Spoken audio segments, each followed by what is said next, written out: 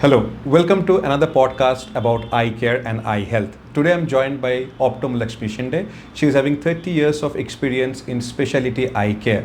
She is a fellow of International Association of Contact Lens Educators, British Contact Lens Association and American Academy of Optometry. She has also done her optometry from University of South Wales, Australia. So please welcome Lakshmi Shinde for another insightful conversation on eye care. Thank you so much for taking out time from your busy schedule for this podcast. I think it's an honor and a privilege to be talking about eye care. So, absolutely my pleasure. Thank you so much for joining in. So, I have a list of questions for you, as you can see, both pages. And I'm going to ask you a lot of questions about eye care today. Sure. So, to start with, we listen a lot about short sight or myopia. What is a short sight or myopia actually? So, in children, like all of us, we know that as from birth our body grows, right? So similarly eyes also grow along with the body. So there's a certain normal eyeball length, and in a few of them, if it grows one to few mm beyond that, then that causes short sight. And what it means from a layman's perspective is they'll be able to see objects close by 2 to 3 meters and maybe a little bit more than that clearly, but then far off objects like 6 meters or further than 6 meters, they won't be able to see that clearly. That's why it's called short sightedness, because they can see things that are close by more clearly than objects that are very far off. Oh, so it means that we might have a minus number. We might be able to just see the near, but not the distance. Yeah, correct. And probably the eye is a bit longer than a normal eye. Yeah, slightly. So when you say longer, people think, oh, the eyeball is big. It's not. It's just a few, even like 0.5 mm makes a difference in terms of the eyeball size and the rays of light coming into focus. So even that small difference in length can lead to minus power, as you said. Is this very common in children nowadays?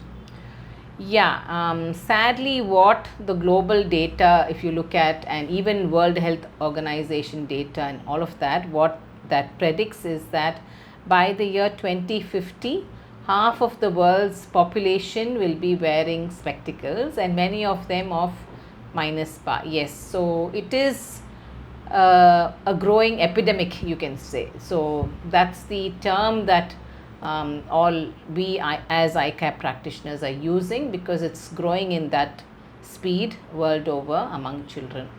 So if you enter a classroom now and see, you can see a lot of kids wearing spectacles compared to maybe a decade or 2 decades ago. You take some old photographs of classrooms and see, you might see maybe one person at the most wearing glasses of the same age. So if you say class 5th standard or something, so you go to a 5th standard 15 years ago and you go to a 5th standard now and you compare the photographs, you can see the difference in the incidence of children wearing spectacles. Well, I mean, this is so relatable, because when I go to my daughter's school, I see so many of her classmates are wearing glasses, unlike my classmates who did not have glasses at all. Earlier, yes. Yeah, and I'm not 5 years back. I'm pretty old in that way, but yeah, we did not have that many kids wearing glasses. That's so relatable actually. And if I may ask you, why is this happening nowadays? Like, why are so many kids getting this minus number or short-sightedness in their eyes? Very good question.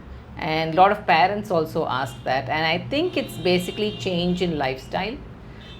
A lot of emphasis is going on change in lifestyle, basically because now there's more of online education, more use of gadgets, less of physical activity. We find most of the kids, glued to mobiles and things like that. So I think it's the major impact is basically because of the change in lifestyle that's occurred compared to what was maybe decade or 2 decades ago. So people are more used to like closed environment rather than open 3D environment. It's becoming more of a 2D environment, enclosed living spaces, more of closed environment, more of use of gadgets, and everything is becoming in terms of visual world, it's becoming more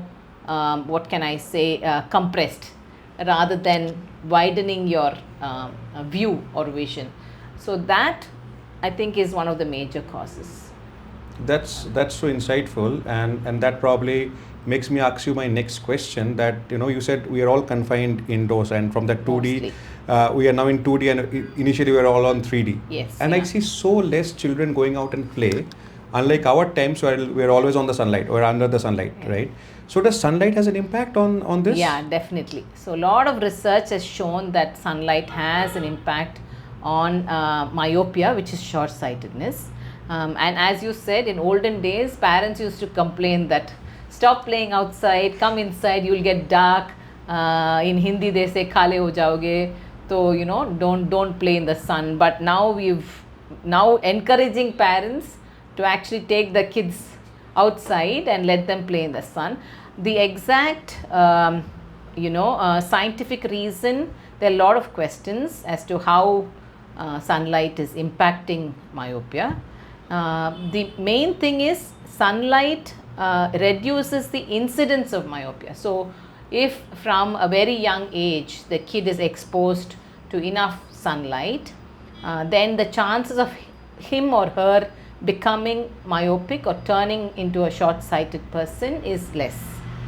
Okay, but once short-sightedness occurs, then the sunlight factor plays a less important role. So it's more of a preventive measure, but for whatever it's worth, we tell even for the kids who are myopic, who are short-sighted, we tell the parents, please expose them to sunlight or outdoor activities, or play football, cricket, any outdoor sport and things like. And it has to be sunlight.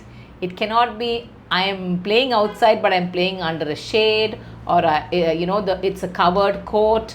It has to be direct sunlight. So when you tell parents also, we have to explain, saying that they have to play outdoors, but don't be too protective, so that you make sure they play under a tree, in the shade, or a covered court or something. It has to be more sunlight, direct sunlight exposure. That definitely has an impact in reducing the incidence of short-sightedness. Yeah.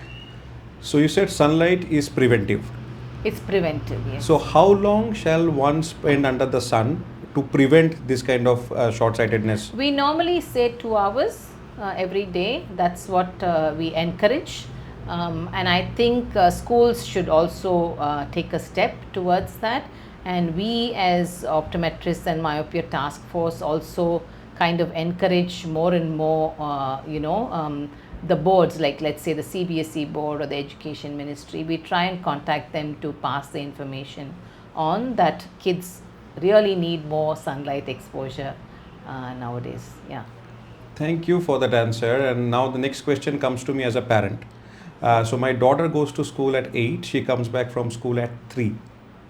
So how do I ensure she gets 2 hours of sunlight This is a every very day? common question. So when I tell parents, they say, time hi nahi hai, there's no time, after this they have to go to tuition, or they have to go for some classes. So then I say, what about weekends? So we kind of find ways. I know it's not easy. Then I tell them, if your kid is reading a book or doing homework, why don't you make them sit in the balcony where there's some sunlight, or let them, if you don't have a balcony, some terrace space or something, so even that kind of activity, let them sit somewhere where there is sunlight. So there are ways and means. That's one. Second thing is, parents have to be example themselves. So if they are constantly on the mobile, right, then the kid also retaliates, saying, when you're using it, why can't I use it? So they have to lead by example. They have to give time to the child. And weekends is the best time to compensate. So I usually tell them, put them onto some activity which helps them with sunlight exposure. They can go for some football classes or cricket, or if it's females, it can be athletics, running and so on. So something that they can't do during the weekday, then they try and compensate during the weekend. But as I said, major change needs to come from the parent themselves. They have to stop using a lot of mobiles and gadgets, at least in front of the child. they have to lead by example. Otherwise, I've seen in our clinic itself lot of kids retaliating, saying, but my mother uses it. So, what I then you kind of have to come up with an answer. So, and they are pretty logical nowadays. They're very logical in terms of that. They say, why are you telling me? You need to tell my parent first about gadgets and stuff. So I think majorly they need to invest on time with the kid more than anything else. Parents have to invest time with the children. That's such an important answer, because I am guilty as a parent of using mobile phone in front of my kids as well. So I have to probably lead by example, go out in the sun with my kid, and probably spend around 2 hours every day under the sun in some ways or the other. Or if I am not able to do that, I have to compensate that on the weekend. And so it's 14 good for hours a elders. week. Yeah, it's good for elders. For example, there are a lot of physicians who say that vitamin D deficiency is a lot, not only among children but even elders. So if you're doing a combined activity or something, then that's great. It's good for you, it's good for the child.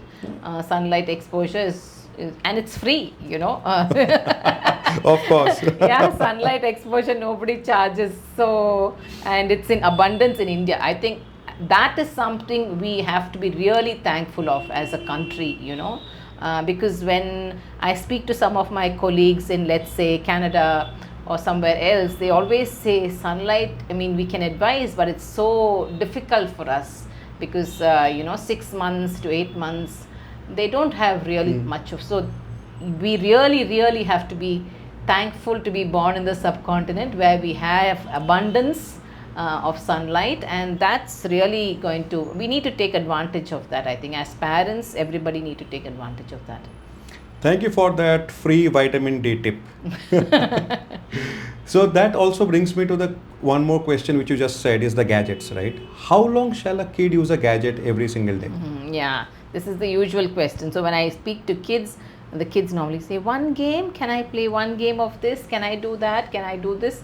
So I usually tell them, let's make a deal. That's how I talk to the kids. Okay, so I say, okay, you and me are going to have this deal, because the parent slowly comes and murmurs, ma'am, you tell, otherwise, they don't listen to us and things like that. So I always tell them they don't listen to you because you yourself are using the mobile. That's the main reason. So then I tell the children or the child that let's have a deal. So I say, you have to make sure that you expose yourself to sunlight or play some. I ask them what they're interested in, which game they're interested in, sport and things like that. So then I say, okay, 2 hours if you're outside, then you can have 20 minutes of leeway with gadgets. So 20 minutes, because I'm sure they do more than that, because a lot of education is now transferred onto gadgets. Timetable comes on WhatsApp, some of the assignments come on WhatsApp and stuff like that. So, and I always tell the parent, the bigger the screen, the better. So I tell them it's fine if they have to use it for educational purposes. Use it on a desktop, use it on a TV screen. You can always project nowadays. There are other options rather than smaller gadgets like a mobile or a tab. So larger screen. So I normally encourage them to shift to a larger screen than a smaller screen if they have to use it, and around 20 minutes. I wouldn't advise more than that, because I'm sure they're doing much more, provided they have 2 hours of exposure to sun and physical activity some way or the other. Wow, that's interesting. So they have to earn their 20 minutes by spending 2 hours outdoors in the sun. Yeah. Right? That's how they earn it every day. Deal. Yeah, that's the deal I always have. I say, this is a big deal. So when I say next time when you come, I'll make sure, whether you will go back on the deal and say whether we have to renew the deal or not. That's very insightful. And then what I also learned from you is 20 minutes recreational digital device usage, that whatever you use for studies, this is just an additional you can use this. Correct. But recreational, as I said, larger the screen, the better. So even if they want to do, I can't get the name, what's that? They use a gadget to play with one another. I'm not. The PlayStation? PlayStation, yes, correct. Yeah, PlayStation, that's right. So I guess I'm getting old. So now I'm not in tune with all that. So PlayStation, I tell them you project it on a bigger screen rather than using smaller screens to do that. That's makes perfect sense. And you said that the parents can keep away the children from the gadgets by doing the deal with them, the 2 hours in the sun and then 20 minutes, and by lead by example themselves, by Yes. not using Yeah. gadgets in front of the kids as well. So that has been extremely important as well. Now tell me one thing. In olden days, we used to always say that if the parents were having a minus number or a plus number or whatever number they're wearing as a glasses, it was very difficult to get that person getting married to somebody, because it was said that it might come to the children. How true is this in today's world? Very, very good question. And yeah, and I don't know, in some podcast I just saw that they said always choose your partner wisely. Okay, but this doesn't mean to discriminate people who are wearing glasses or short sightedness. But if one parent is myopic, definitely I feel there are higher chances of the child becoming myopic. And if both parents are myopic, then there is definitely a chance of the child being myopic. So that's why I said sunlight exposure in these kind of children plays a very, very important role. When you know that both husband, as parents, both of you have short sight, then, and when you have a child, make sure from the young age itself the child is exposed to sunlight enough, so that's one of the preventive measures to make sure that myopia can be prevented. So if as parents we know that both of us are having an eye power, we have to take prevention as early as possible for the kids. Yes. Right? Yeah. That's fine. And then even if one parent is short sighted, then also you should take the preventive even measure. then I think yeah. And it can be passed from one generation to the other. Yes. So if we are able to stop my kid from getting myopic, I'm helping the next generations as well. Yes, absolutely, great point that you picked up, Rohan. Yes, definitely, yeah. You would reduce the incidence of myopia, like what World Health Organization is saying, about 20, 50 and 50%. So when the awareness increases among people, right, that this is what we should be doing, then definitely the incidence of myopia also would be hopefully reducing in the future. Yeah.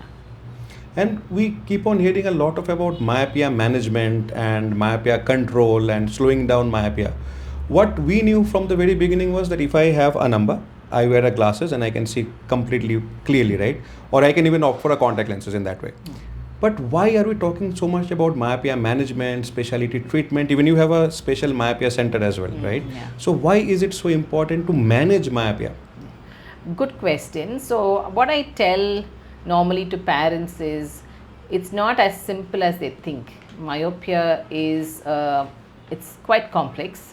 It's not simple that okay, you have power, I give you glasses and okay, we are all done here, it's not that way, because every small increase in the power contributes towards a lot of eye complications which the child may not know now, but in the future, like as they age, the incidence of, let's say, them getting cataract or other eye diseases like glaucoma, which is increased pressure in the eye, or for that matter, as more power means that the eyeball length is also a little bit more, so which means the retina is stretching, so the retina then becomes weak in certain areas, and that can also lead to what is called as retinal detachment. So the incidence of retinal detachment also increases as the power increases. So that's why it's not simple that you just give glasses and the child is seeing great, okay, you forget about. So myopia management is you give them special kind of spectacles, special kind of contact lenses, which has an optics in such a way that we are able to control the increase in power. I will not say stop, because it doesn't stop. It can control the increase in power. For example, let's say, as you said, just give them normal spectacles. So let's say a person has a -1 power. I'm just giving you an example. And you give them normal spectacles, there are chances that the -1 will go up to -2 in a year.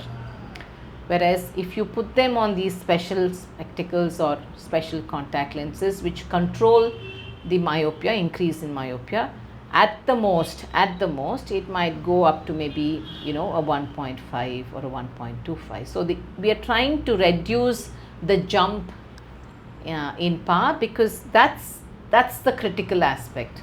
Okay, so that leads to less of complications of the child eye in future as the child grows, and increase in power is the most critical aspect in terms of myopia management, you know, controlling that increase in power, not only in lesser powers but also in higher, what we call as high myopes, like 6, you know, to maybe some people have 10, 11. In all of them, it's very, very important that we control the increase as much as possible, so that it leads to less complications in the future. So you're saying that if a child has a minus number, a normal spectacle lenses that is used by the adults should not be given to a child, and there has to be a special type of spectacle lenses or contact lenses that can stop the progression of the minus number by Not almost stop. Control. slow down. Yeah, Got slow it. down. Yes. I stand corrected. Yeah, not So stop. Not stop. Yeah, we have to be very, very cautious in the words that we use. Even while explaining to the parents, I always tell them this is not something magic. So if they come with a -1, I say, okay, you know, we are going to control. I'm not promising that it will remain -1. But having said that, in my experience in all the, you know, the myopia management spectacles we have prescribed, or for that matter even contact lenses like orthokeratology that we've given, I would say the progression has occurred maybe in 1 to 2%, and that too in where there are aggressive progressors in terms of, let's say, like both parents are myopic, or the power when they came in was around -3, 3.5 and things. Whereas in the lower power, so the earlier you introduce myopia management, the better it is. The earlier you introduce. So that's why we say regular eye examination for kids is an absolute must. So slow down is important, not stopping. It will slow down and to considerable level, right? Yeah, to considerable level. That makes sense. I was just looking at the posters outside, and what I learned from them was that you had 30 years of practice under your belt, right? You're practicing for the last 30 years. And that, you know, I could not stop asking you this question is, how informed are the parents, do you think, nowadays about children eye and their own eye health? Not at all. Not at all. Absolutely. Forget children's, about themselves, they are not informed.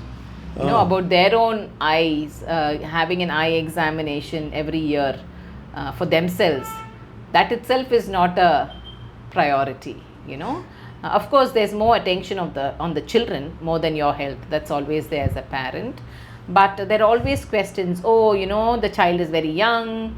I don't think I can take him for an eye examination now. So they're still stuck in this thing saying that, oh, the child won't be able to read ABCD, so that means I cannot take them for an eye exam and stuff. But things have changed a lot. In fact, when I talk to a lot of pediatricians, friends of ours, they also say the same thing. They also say when we advise them for an eye exam, they just nod their head in the clinic, but they never get it done for the child. Or even when they advise them about less use of mobile, they say, yeah, but then, you know, as soon as they get out of the cabin, that's all forgotten, right? So the awareness level is very, very, very low. That's the sad part, I think. And, you know, we need to do a lot of activities to increase that awareness, not only for eye examination for children, but in general, entire population, once a year, eye examination is a must. So what I learned from you is that the awareness is low. The parents should go for an eye test themselves. Yeah. Every year. Every year, yes. And when is a good time to take a child for an eye test? Because you said, you know, sometimes parent thinks that the child can't read ABCD. So when is the first time the child should have an eye test? I would say as soon as the child is a year and a half, they can start from there. There's no harm, you know, and there are ways and means of finding out how much the child can see. It's not the ABCD chart alone that helps us. So as young as that, you can definitely start with an eye examination. I would say, 1.5, 2 years is a good time to take the child if they feel that the kid is normal. If they have other suspicions, then I think earlier. But if they feel that the child is normal, just a regular routine eye checkup, I would say, yeah, 1.5 to 2 years, it's a good time to start. And I think, like how nowadays, for insurance and others, you go for a complete health checkup, right? You do that on a regular basis, especially now. I think people are becoming more aware to do it above 40 every year. So I feel like this, you need to have a routine that every year, not for people just above 40, but for everybody, you go, and you also take your child along with you for an eye examination with an optometrist once a year is good. So I think the awareness you are trying to raise is that every year on our birthdays we can still go and get an eye test done. Yeah, sure, yeah. From the first birthday of the kid. As long as that is something that you want to do on your birthday. Yes, I don't know whether your life partner will agree on that or not, but yes, yeah, that's a good way of remembering. Yes. Right. So thank you so much for that. And what I also wanted to know was that you have a myopia center like this, right? And when I entered into a myopia center, I saw a lot of instruments which I normally don't see in a normal eye testing setup, right? So tell me a bit more about the myopia center and what you exactly do, and what can I expect if I bring my daughter in to your myopia center? What are the things that I can expect from the myopia center? The myopia center was kind of my child. Me and my husband, mainly my husband Ajay Shinde, he's been practicing in this place for much longer than I joined him later after we got married.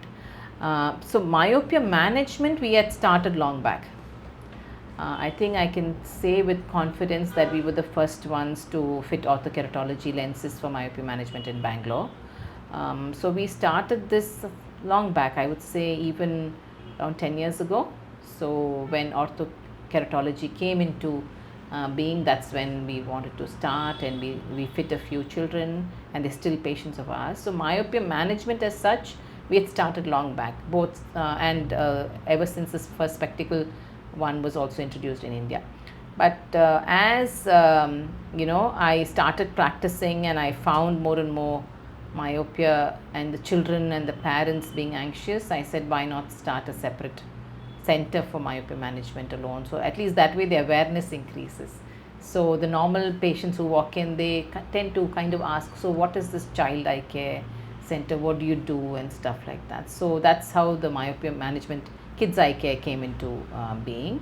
In terms of equipment, we have to have what's called as an axial length measurement machine. Axial length is nothing but the length of the eyeball from the front to the back of the eye. As I said earlier, in short-sightedness, the length of the eyeball plays an important role, right? The longer it is, the more minus power. So that plays an important role. So you need to have an equipment to measure the anterior posterior length of the eyeball, and as a slit lamp is some equipment that tells us about the health of the eye in the anterior portion. Most of the eye care practitioners have that. And then you should have what's called as a topography if you practice contact lens myopia management. So topography is an instrument that takes the shape of the front surface of the eye. It gives a color coded map, and it helps you in the fitting of choosing of your contact lenses, and also very importantly also making sure that the eye front surface is normal, because there are many other conditions which can give rise to minus power for whom we cannot fit contact lenses, one of them being keratoconus. So we need to rule out a lot of conditions and make sure this is a normal eye before we go ahead and fit contact lenses as well. So topography is a must if you're practicing contact lenses, and of course an axial length measurement machine and stuff. And you have to also have some instrument, there are various instruments, something to look at the back of the eye or the retina, so to make sure that the health of the eye is normal. As I said, the power increases, the retina also becomes weak, right? So something to monitor on that. So yeah, there are equipments, and Ajay is a big fan of equipments, so yeah, he loves to have gadgets around. So what I just learned from you is that your myopia center is equipped with all the instruments that can see from the front of the eye to the back of the eye. Yeah. So as a parent, when I bring my daughter, we can ensure a comprehensive eye checkup from the front of the eye and the back of the eye as well. Yeah, and there's also one thing which I kind of didn't allude to is what we call as binocular vision. Binocular means both your eyes are working together. So the eyes work in parallel. We have two eyes that God has given, and they work, in conjunction with, coordination with each other. And there are a lot of muscles in the eyes that kind of have to be in sync for us to see clearly, and for both of the eyes to work together as well.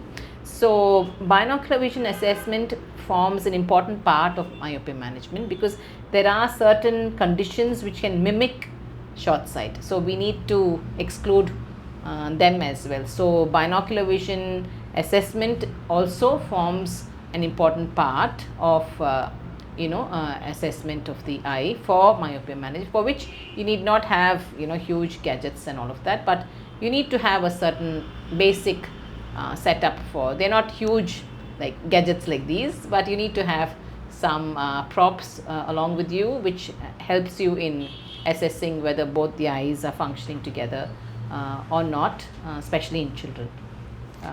So it is not as simple as it looks. It's not just a pair of glasses. There is a lot of things that comes with the testing and everything, right? Absolutely. So we have to trust an expert like yourself for getting our kids' eyes tested. Every single time we take them for an eye test, every single year. Every single year, every single year, both parents and the child needs to get the eyes examined by an optometrist, and optometrists also play an important role in detecting myopia early, and also suggesting myopia management options. And the option need not be the same for all the child, right? So parents talk, right? So kids, so they might say, oh, my kid is wearing contact lenses, whereas somebody else is wearing spectacles. So we need to suggest what is right, depending on the child's lifestyle, depending on the parents, whether they are open to the child wearing contact lenses and things like that. So there are many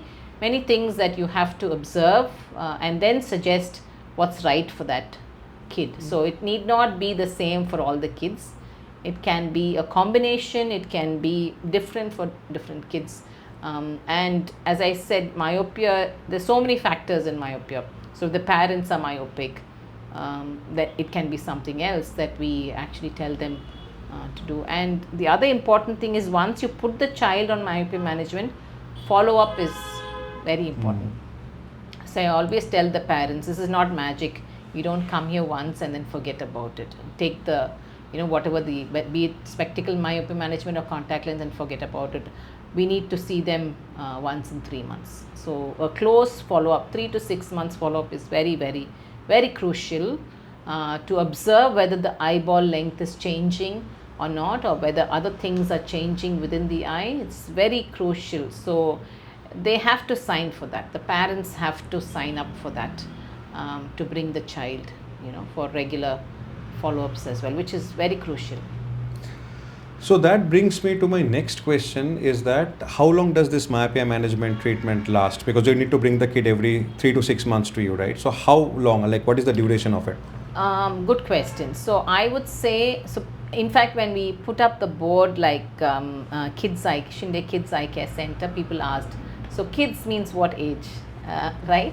So I would say until the age of maybe around 18. So 18 to 20 is the age where the power generally tends to stabilize. Okay, it might stabilize earlier, I'm not saying no, but at least for a follow-up until that age is very crucial. So even if my daughter is 6, I come, we detect there is a myopia and that myopia is increasing or the power is changing every year, I need to come for a follow-up every 6 months. And probably till the time the power has stabilized. The power need not change every year. Got it. So the power will stabilize over a period of time. So that might be at 18 or before 18 or after 18. So you will see that the power has stabilized. It just needs to be constant. For a couple of years. If it's constant, and once the age of 18 to 20, then you tend to say, okay, you can ease off. And that also brings me to another question, that you said that earlier the better, right? The faster we start a treatment in a kid, the better it is.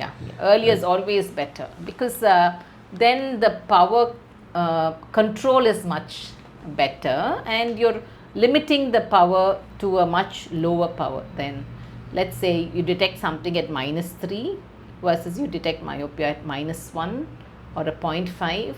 That's much better than detecting it much later. So also I saw outside on your board that it is written that you are a fellow of International Association of Contact Lens Educators, right? So you talk about contact lenses, and I can see the passion when you talked about orthokeratology, or some, like, it's orthokeratology, right? Yeah. So what is it? What does an orthokeratology do? Orthokeratology is a method by which we ask the kids to sleep in with contact lenses. And the contact lenses is not a soft one, it's what we call as rigid gas permeable, or in layman's terms some people call them as semi-soft lenses. We never use that term, but it's basically rigid gas permeable lenses. You sleep in with, the child is made to sleep with the lenses, and over a period of few days, I can say, or maybe a week, the outer portion of the eye, which is called as the cornea, gets molded because of that lens, and it corrects the power of the eye, which means during the day the child need not wear any correction at all. So you sleep with the lenses at night, get up in the morning, take off the lenses, and the child is able to see clearly. Oh, So- that's nice, because then the child can go out in the morning and play and Yeah, in contact exactly. sport and Yes, everything, yeah, right? Yeah, absolutely. So that's why I said that the myopia management option need not be the same for every child. So for a child who's very active in sport, doing a lot of sports activity, let's say swimming, badminton, tennis, so spectacles becomes a hindrance for some of them. In fact, some of them have come to us for that reason more than myopia management. And then we have given this option for myopia control as well as correction as well. Okay, so but there is a limited power that it can correct. Beyond a certain power, orthokeratology may not work that much. But then, as I said, if you detect it earlier, definitely orthokeratology is a wonderful option where the child wears the lenses, and then in the morning they're free of any spectacles, any contact lens. Throughout the day they can see clearly without any correction. And the parent can control the wearing time and everything, right? It's under the supervision of the parents, because it's at night it's and at not night. on the day, right? Yeah, and it's not very uncomfortable because you're sleeping with the lens. Basically, these kind of lenses, the rigid gas permeable lenses, when you blink, it kind of irritates. It's not as comfortable as soft lenses. But in this case, because you're sleeping, there's no lid action of blinking, so the child really doesn't feel the lens more. And to your earlier point that the parent can control the time, the kids are very smart. In all the children that we have looked at and prescribed orthokeratology, I can bet that they take care of the contact lenses much better than the adolescent or elderly patients that we have. Because they know that it's very important for clear vision. The lens is very important. So the case is very well maintained. They know when to wear it. They know when to take it off. They know that they need to sleep for this many hours and all that. So more than the parent, the child is very aware and takes care of the lenses really well.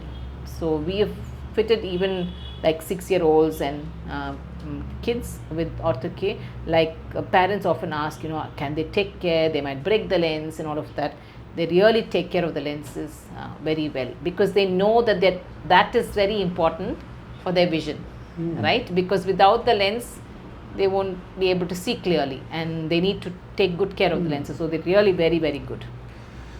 So 2 things that I learned from this answer of yours is that a child as young as 6 can wear a lenses.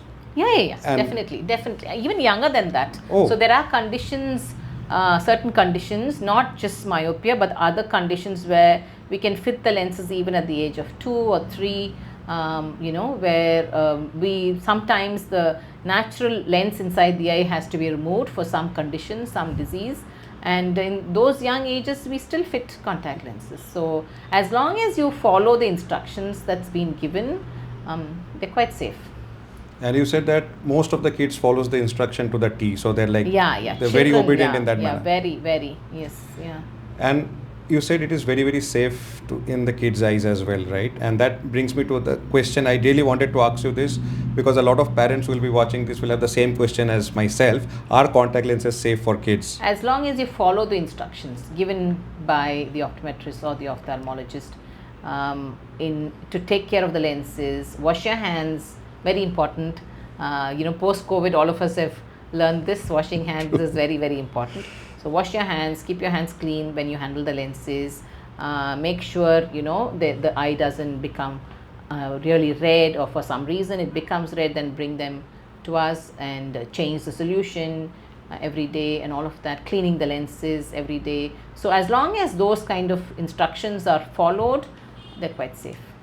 So I'll probably put it in this way that most of the kids follows this instruction. Yeah. So contact lenses are safe for kids, under the right circumstances and if dispensed by the right practitioner. Yeah, definitely. With the right education to the kid. In the right way, when they're dispensed and if they follow the instructions, they're safe. They're safe.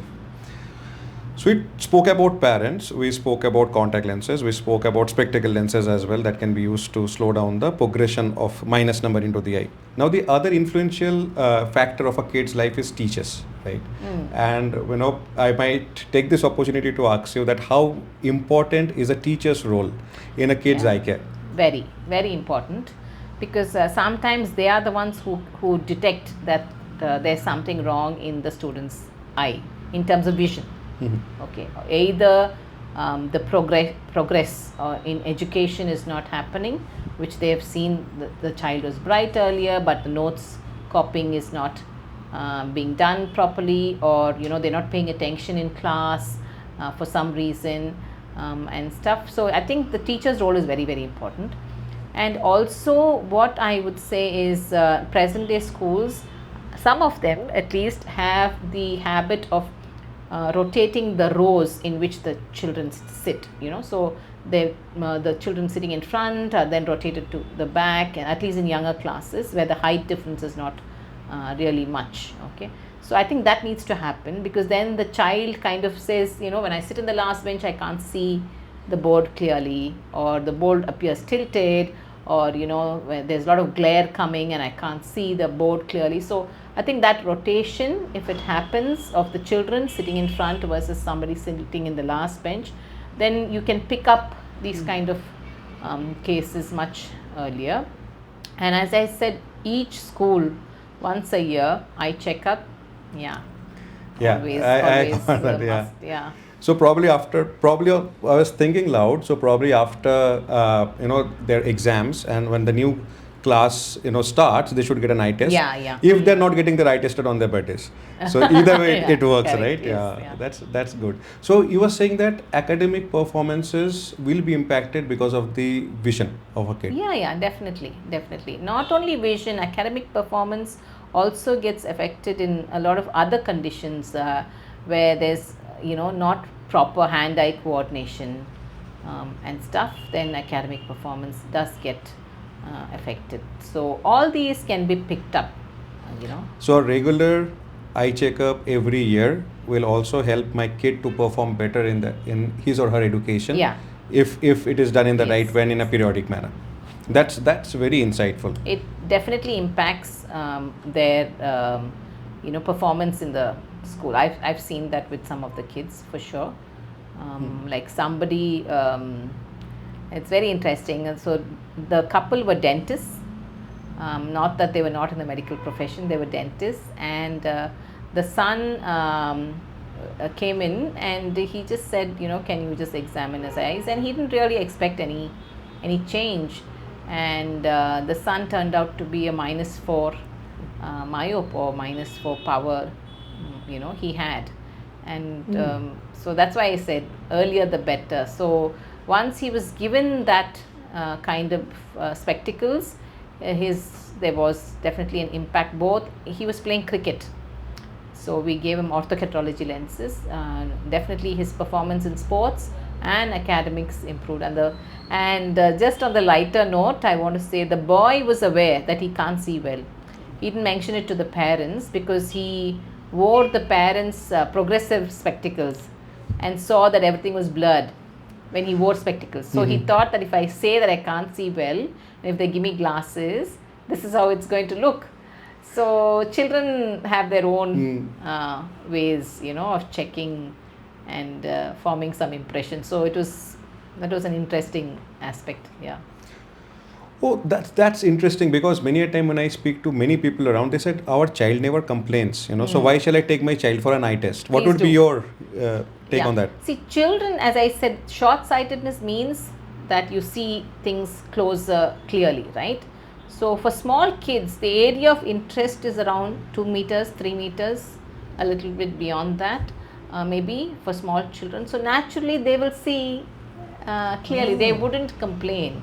And or sometimes they think that the world is this way, that everybody sees like this, so they think that, okay, I see something very far blurred, maybe everybody sees it that way. So whether they complain or not, I can't emphasize more, yearly checkup is a must for sure.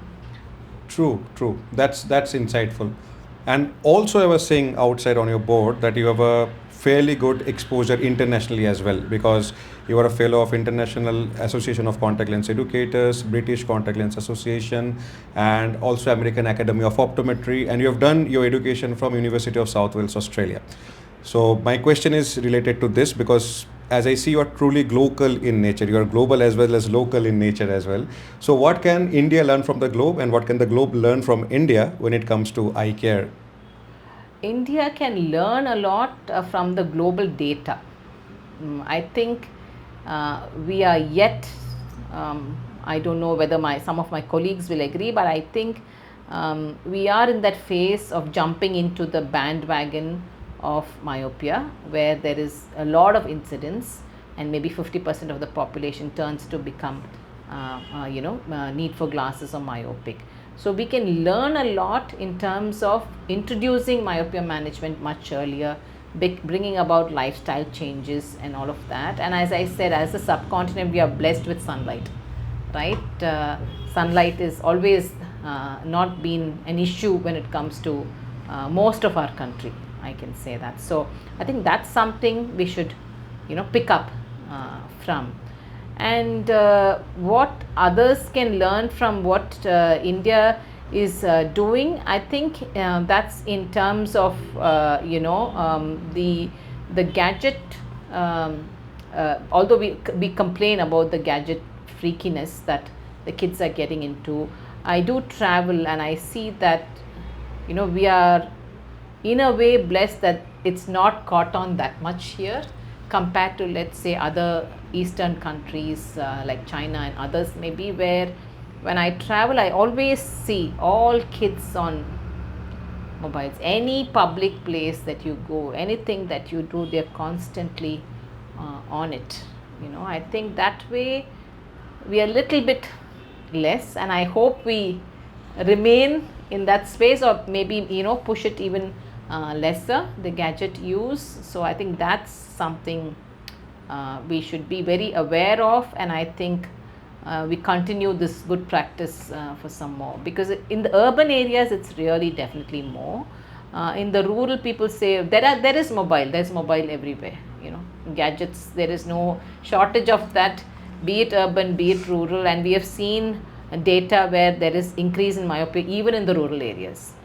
Okay, not only in the urban, even in the rural schools that we've seen, data shows there is an increase in myopia.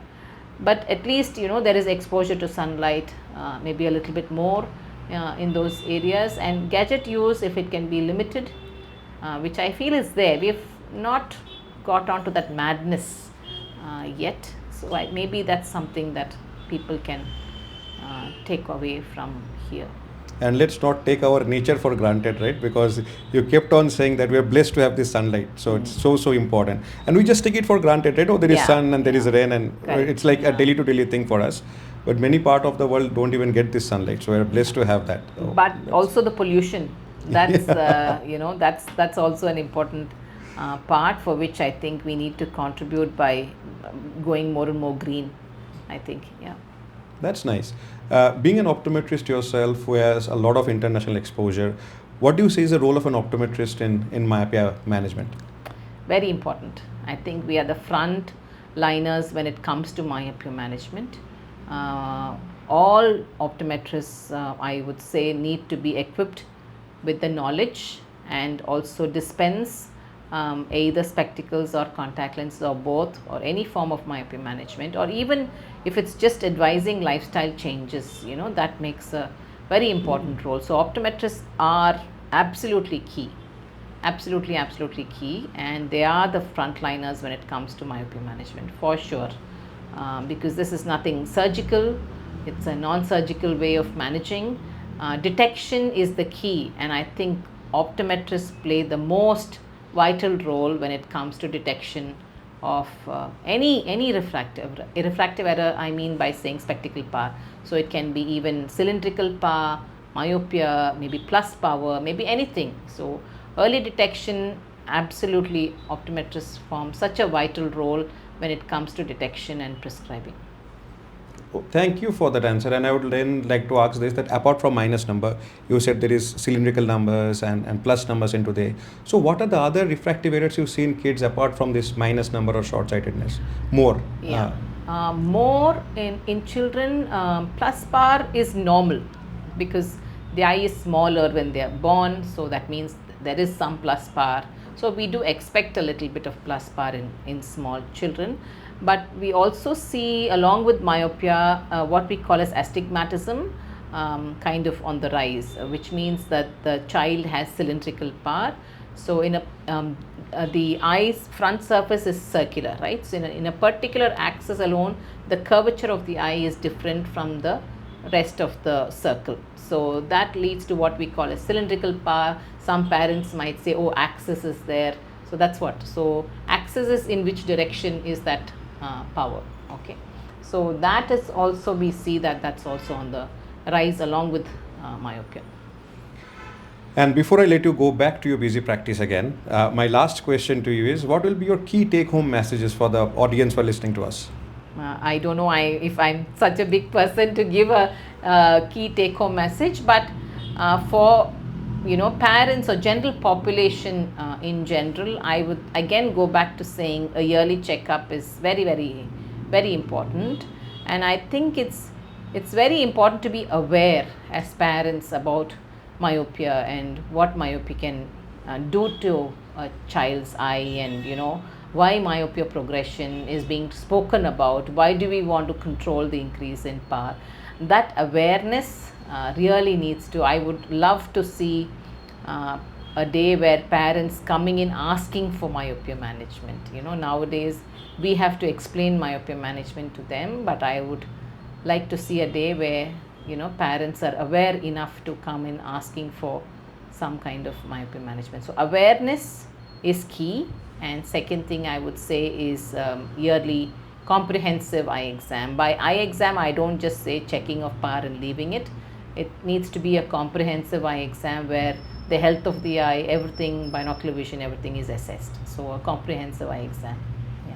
Thank you so much for taking out your time and giving us such an insightful details about eye care. So thank you so much for this conversation and for this podcast. Absolute pleasure, and thank you, Rupam. You are no less an optometrist as well. So thank you for spending your time as well to learn about myopia management. Thank you. Thank you so much.